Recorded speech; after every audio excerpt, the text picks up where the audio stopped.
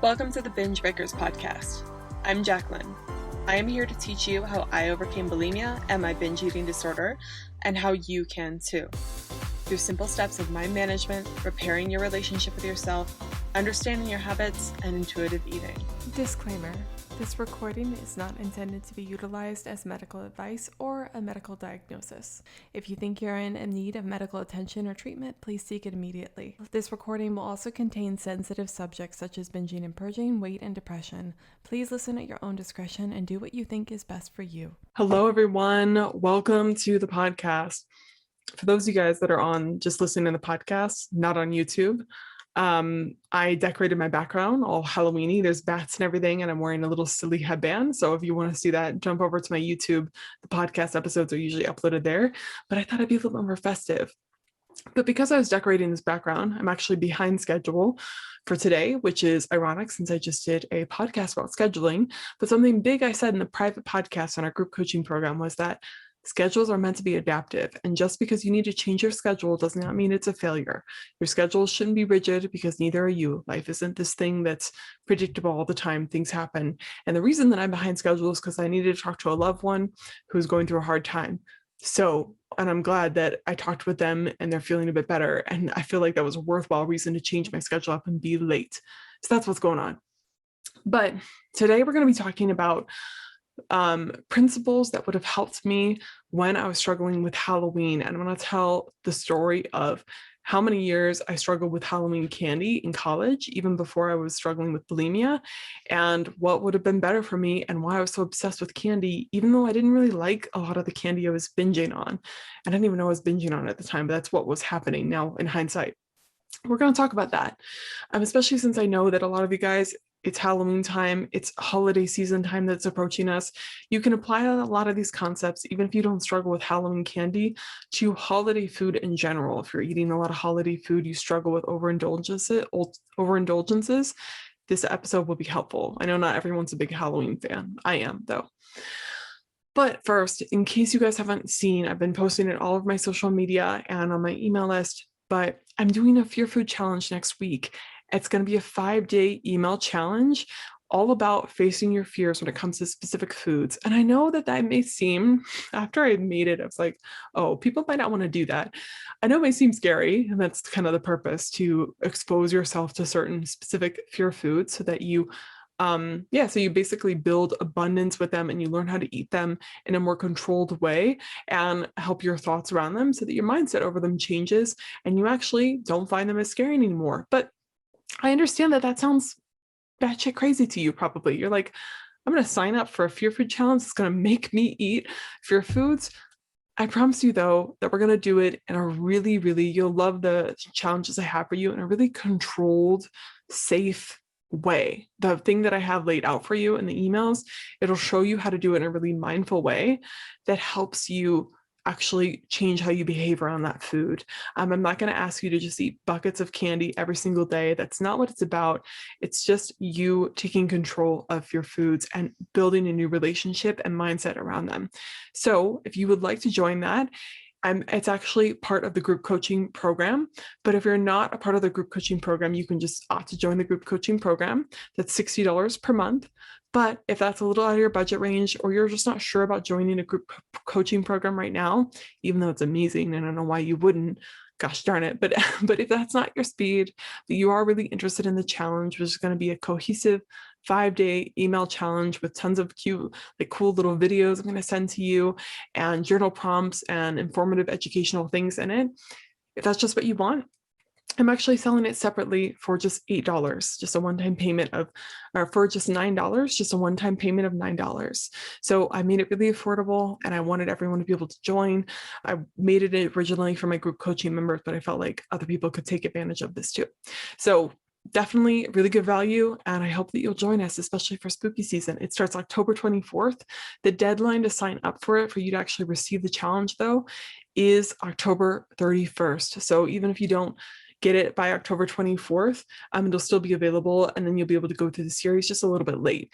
But I wanted to make it available for a little while. So let's talk about the principles that would help you with actually not binging on Halloween candy this year. So I'll give a little background. in college, where most of my disordered eating occurred in my early 20s. Every single year, I would really dread Halloween because there'd be candy everywhere. It seemed like everywhere you go, there'd be bowls of candy. My mom would always send me a box full of little gifts, little Halloween decorations, but also my favorite Halloween candy. And it was always so incredibly stressful. And the reason it was stressful is because even though I wasn't bulimic at that point, I was struggling with probably orthorexia. I was constantly in my house making healthy alternative recipes that were low calorie, like these weird things. I remember inviting my mom over one time and making her these healthy low calorie pancakes. I remember her being like, "Yeah, this tastes great, sweetie." Yes. She was just proud of me that I was, living on my own, but they were bad. So I kept any unhealthy food out of my house. And of course, lo and behold, I was always trying to lose weight too. I was always gaining weight and losing weight. And then when people would send me these things, or my roommates would have candy, I would constantly think about the candy that was in the box, constantly think about it. And eventually what would happen is I would either allow myself to have just one and then constantly eat it throughout the day till it was gone. I would try to pawn it off to my roommates or give it away, and sometimes people wouldn't take it. Or usually what would happen, I would eat all the candy in one sitting. And I was binging basically, but I didn't know I was binging. So I was binging probably for a lot longer than I actually thought. And the binging didn't get really severe till right before my bulimia started, the summer before.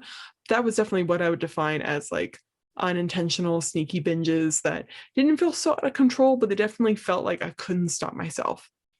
And the reason is that I never allowed myself to have those foods. And so when they were presented in front of me, they felt delicious. They tasted way better than all of the kind of low calorie alternative weird stuff I was eating. I remember one time I went on like an Atkins bar diet and that was just awful. So of course the candy tasted great to me. What would have helped me were these principles. One is I should have recognized that they were available all year round. And that's what trips me up to over every holiday is this idea that I'll never be able to eat these again. So we might as well just eat them now because this is our last opportunity. Someone said a great quote to me, one of my clients, she saw it on Instagram. She said, Halloween candy is just normal candy dressed up in Halloween costume, meaning that Halloween candy it's available all year round. They're just marketed as for Halloween. But I could have bought the things I would binge on were like the Lindt truffles and the Reese's cups. I could have gone to the store and gotten them at any time. They weren't rare. They were easily accessible candy. My mom wasn't sending me this weird, rare Belgian chocolate that was imported from, a farm on the mountains. She was just sending me basic candy that she knew that I enjoyed. You can get at the grocery store any time of the year. What really doesn't do yourself any favors is believing something is rare. And I know you hear this a lot in intuitive eating, but it really is true. And it's something I rolled my eyes at, and I'll get to why I rolled my eyes at it in the next concept that may help you. But it's important to start with your mind first and remind yourself that this isn't rare. This isn't your last chance. You can get it anytime you want. It is available all year round, and I can have it every single day if I want to. And just knowing that can bring yourself some comfort. Same with holiday foods. You can make them at any time, unless again, it's some weird, like the ingredient only comes around once a year and it only grows on a mountaintop and there's only a supply for a few people. So it is actually rare, but most of the time you can make most of these foods all year round. It's something that you don't need to feel such scarcity around. The reason you feel scarcity around is because you don't allow yourself to have it, which we'll get into in a second, but it can be helpful to remind yourself of such things. The second principle is actually allowing yourself to have these foods more often or more frequently. And I know that seems counterintuitive because of course, certain foods, like let's say you're having sugar more often, it might create more sugar cravings. But if you are recovering from bulimia or binge eating disorder, I do believe most people need to go through a phase where they expose themselves to these foods again, especially if they've gone through a long period of restriction. Because it's one thing to tell yourself it's available, but it's another thing to show it. It's like trying to coax someone who's never been on an airplane before. I feel like I've said this example. It's like trying to coax someone into doing something that looks really scary and telling them, oh no, it's totally fine. Don't worry, you're going to be okay. And then they watch everyone go and scream their head off. they're not going to believe you till they actually go through with it. Or let's say your parents, this is the classic example they use in the intuitive eating book, but you're a parent of this child and you're constantly telling this child, no, you can't do that. That's not allowed. And whenever they attempt to do that, you reprimand them heavily. But then you suddenly say, oh, you're totally allowed to do that. I'm totally fine with that. I'm cool with that. I'm cool, mom. That child is not going to believe you, and they're going to tentatively want to test the waters, or they might not even want to test the waters because they're too scared that you're going to freak out the second that you do it, almost like it's a trick question. So when you're constantly telling yourself it's available all year round, you also need to tell yourself or show yourself by actions that it is actually available. You also need to do this without guilt and shame, and that's probably the caveat to this principle, because this is why I always rolled my eyes at this concept. I was like, how could I not think that it's available? I literally binge on these foods all the time. This principle didn't really apply to me when I was in my more orthorexic, just, overly conscious eating days, but it definitely applied to me when I was in my binge eating bulimia days. Because trust me, I was eating bad food, with quotation marks, bad food that I felt scarcity around almost every single day. I was binging on it at least once a day. So I couldn't understand when people said, it needs to be available, you have scarcity. I was like, that's BS. I'm literally stuffing my face with it every single day. What do you mean I need to eat this more? But what I wasn't doing is I was eating it. I wasn't eating it in a mindful, guilt-free, it's available, conscious way. I was eating it and this is your last chance and you're going to purge it. So it's not even going to last. It's going to be uncomfortable. And the only way you can get that is if you're frantically binging. And I was also thinking the whole time, you're stupid for doing this. This is disgusting. What's wrong with you? You have no self-control. You shouldn't be doing this. One thing to make something feel like it's not allowed, even if it is allowed, is thinking in that manner. What is more helpful is to try to get your brain to come to terms with the idea that this food is just food, any type of food, even if it's a bagel, even if it's butter or whatever, is going to be okay if you eat some. It's not going to change everything if you have some.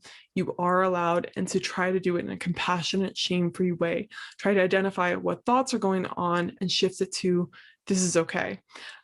But constantly shaming yourself while you're eating, even if you're literally eating the food every single day, will drive scarcity around food, will feel like you're being deprived, even though you're actually eating it.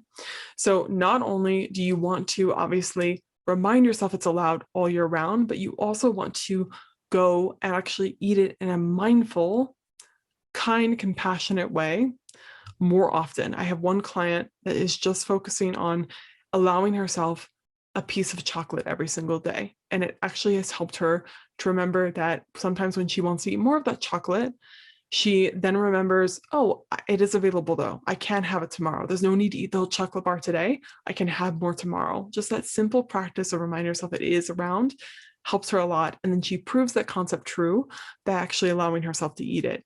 In the beginning of my intuitive eating journey, I allow myself to have Halo Top and this magic chocolate shell Hershey stuff every single day. I talked about this in detail in another episode, so I won't go into it.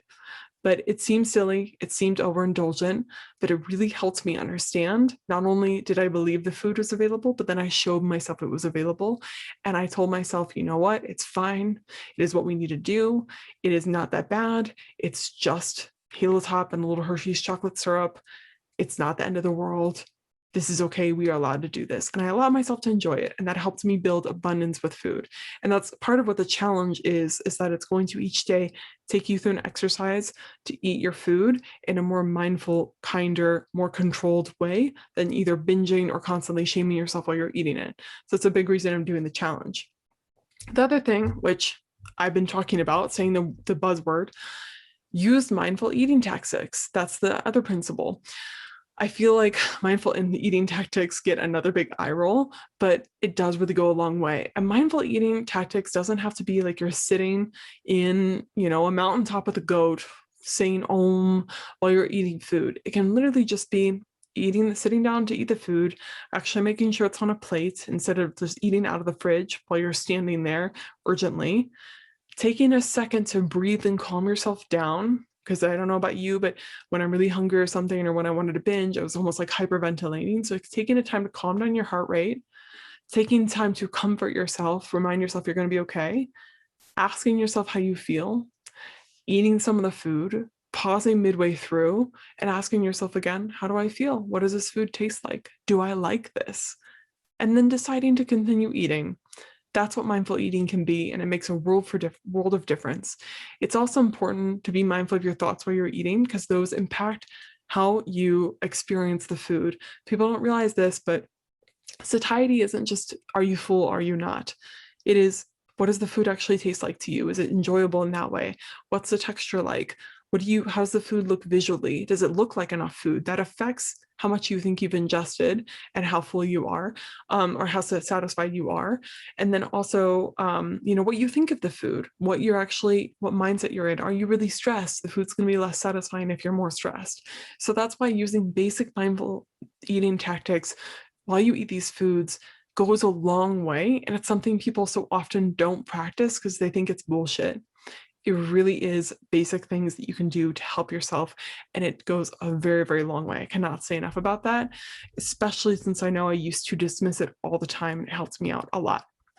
The last principle, and if you've been on my Instagram, you probably already know what I'm going to say, but it's to focus on more than just the food. So Halloween is my favorite holiday, as you can probably tell by the decor I put in the background on my thing, and how much I've been talking about Halloween over the last few episodes, and all of my Instagram, all the spooky stuff I've been posting.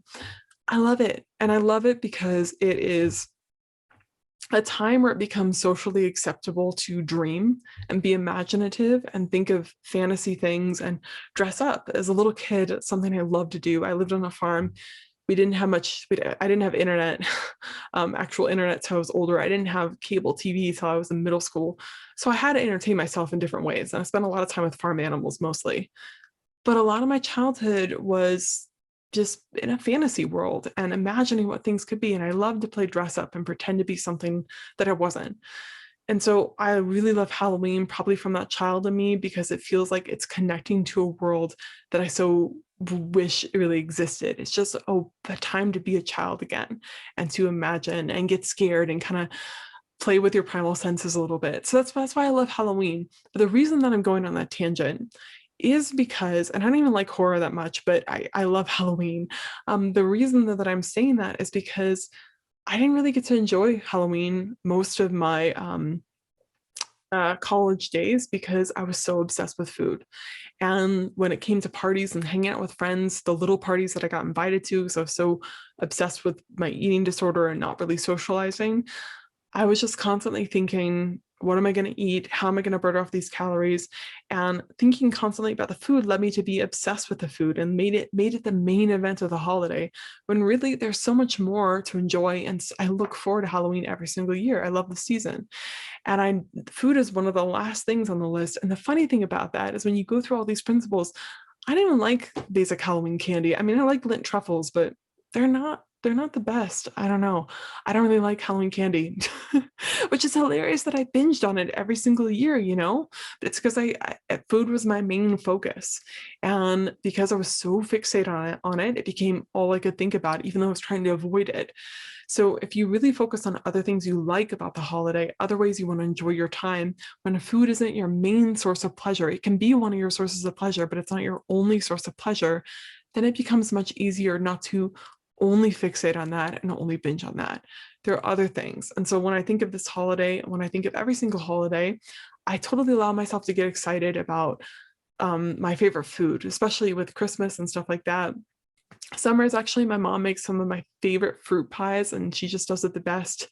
So I always look forward to those. But I also look forward to everything else that I'm going to experience during the holidays. And I know that sometimes the holidays aren't a positive experience for people. I'll talk about that in a later episode.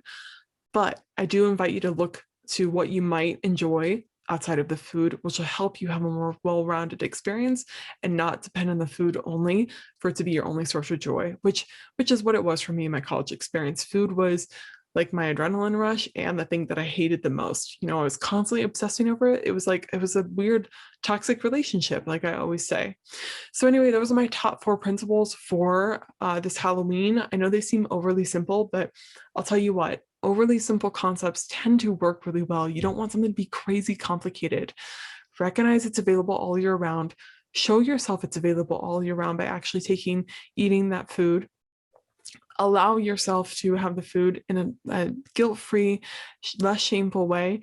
use mindful eating tactics. I cannot say enough about that. And then focus on more than just the food. All those things will really help you out this year. And if you're really struggling with these concepts, I highly recommend you check out the Fear Food Challenge. You can find it at my website at bingebreakers.com. Really easy to get to.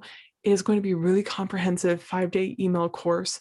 You're going to get videos on how to eat these foods in a very controlled, safe feeling way that doesn't feel you leave me feeling out of control. You're going to learn a lot about your mindset around foods and how to change it. And you're going to just build more confidence in yourself because you're doing something that you were so fearful of, and then you're seeing yourself do it and not completely lose your shit, basically. So it's going to be really good for you, and you're going to get journal prompts and content you can keep forever. You can repeat it as often as you need to. And it's only $9. I don't know why I keep saying $8. It's only $9 still. So there's no reason not to join, in my opinion. Okay, I'll let you guys go. I wanted to put this episode a week before Halloween so you have access to it, but I hope you found it helpful, and I hope you guys have something fun planned. Someone asked me what I was going to be for Halloween, and I said, I'm just going to be a cat, which I know is like so typical. But for me, it's not about costumes, it's about the makeup. I'm going to do something really cool with my face. So I'm going to be a cat, but I'm going to be like a really spruced up cat. I'm going to do some fun face paint. I like the artisticness of it. So that's what I'm going to be. My boyfriend and I are probably going to go Halloween shopping for him this weekend, so I'm excited. I'm going to go to a big party in Colorado. So I'm excited about that. I hope you guys have something fun planned. I hope you guys have something enjoyable. One of my clients is going to Disney Halloween there, so she should have fun. Okay, I'll let you guys go. Never give up on yourself, my friends. You can get through this Halloween, and you can have a better holiday than you had before. All right, bye.